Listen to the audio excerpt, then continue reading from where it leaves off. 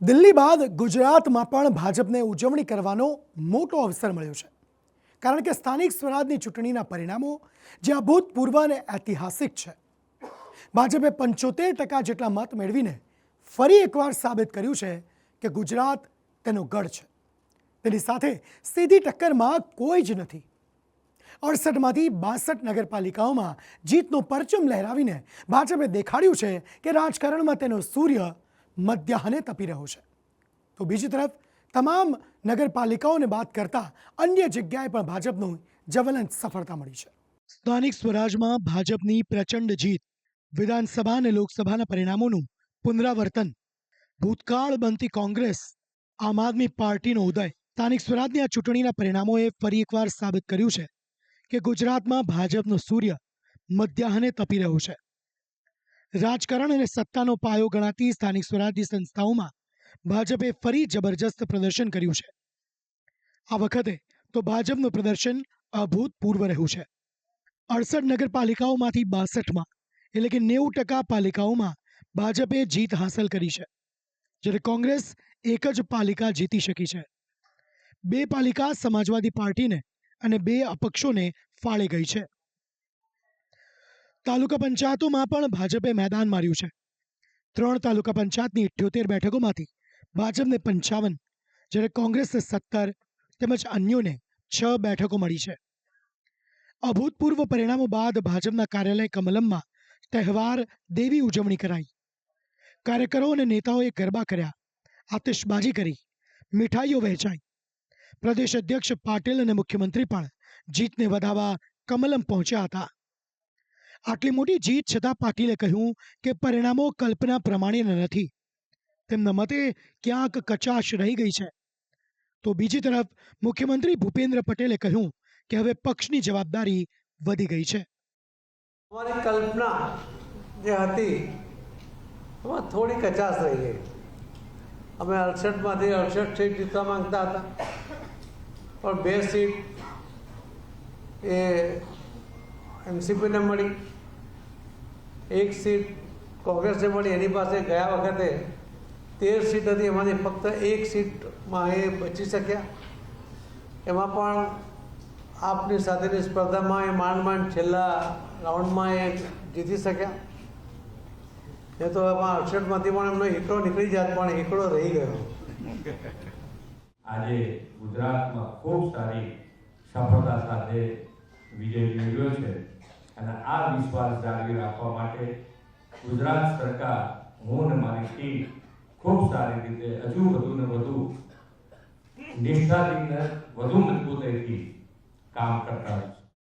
જૂનાગઢ મહાનગરપાલિકામાં પણ ભાજપે સત્તા જાળવી રાખી છે. મનપાની 60 બેઠકોમાંથી ભાજપને 48, જ્યારે કોંગ્રેસ 11 તેમજ અન્યને 1 બેઠક મળી છે. જૂનાગઢ મનપાની ચૂંટણી માટે આ વખતે માત્ર 40% મતદાન થયું હતું. ભાજપે ભલે જીતની હેટ્રિક લગાવી છે, પણ તેને નુકસાન પણ ઘણું થયું છે. ગત ચૂંટણીમાં ભાજપને 55 બેઠકો મળી હતી, જે ઘટીને હવે 48 બેઠક થઈ છે, જ્યારે કોંગ્રેસની બેઠકો 1થી વધીને 11 થઈ છે.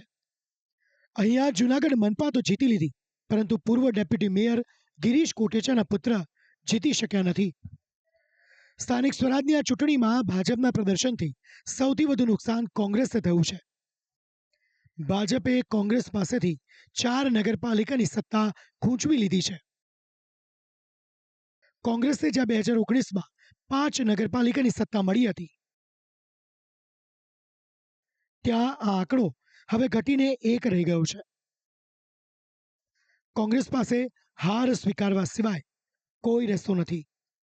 પરિણામોની સમીક્ષા કરીને એની વિગતવાર વાત થોડી વારમાં જ પ્રદેશ કોંગ્રેસ સમિતિ તરફથી પ્રેસ કોન્ફરન્સ કરીને કહેવામાં આવશે. એના પર વિસ્તૃત વાત નથી કરતો, પણ એટલું જ કહીશ કે જનતાનો જે પણ જનાદેશ છે એનો અમે સ્વીકાર કરીએ છીએ, અને જ્યાં પણ અમારી કમીઓ રહી ગઈ હશે એની સમીક્ષા કરીને આગળ વધીશું. સ્થાનિક સ્વરાજની આ ચૂંટણીઓના પરિણામનું અંક ગણિત પોતાનામાં ઘણું જ ખાસ છે. 1840 જેટલી બેઠકો માટે અહીં ચૂંટણી યોજાઈ હતી, જેમાંથી ભાજપને સૌથી વધુ 1341 એટલે કે 73% બેઠકો મળી છે. ત્યારબાદ કોંગ્રેસને 252 એટલે કે 14% બેઠકો મળી છે. 34 બેઠકો સાથે સપા 1.80% બેઠકો જીતી, જ્યારે 1.47% એટલે કે 27 બેઠકો સાથે આપ ચોથા ક્રમે છે.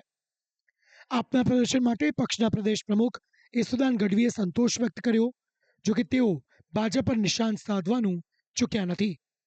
ભાજપની આટલી તાનાશાહી છતાં ભાજપે શામ દામ દંડ ભેદ ઉમેદવારોને ડરાવવું, ધમકાવવું, ફોર્મ પાછા ખેંચવાની ધમકીઓ આપવી, ઉમેદવારોના ફોર્મ રદ કરાવી દેવા, ત્યાં સુધીની તાનાશાહી કરવા બાદ પણ આજે અમે 500-550 સીટ ઉપર આમ આદમી પાર્ટી લડી રહી હતી. એમાં લગભગ 35થી વધુ સીટ ઉપર આમ આદમી પાર્ટીએ જીત હાંસલ કરી છે.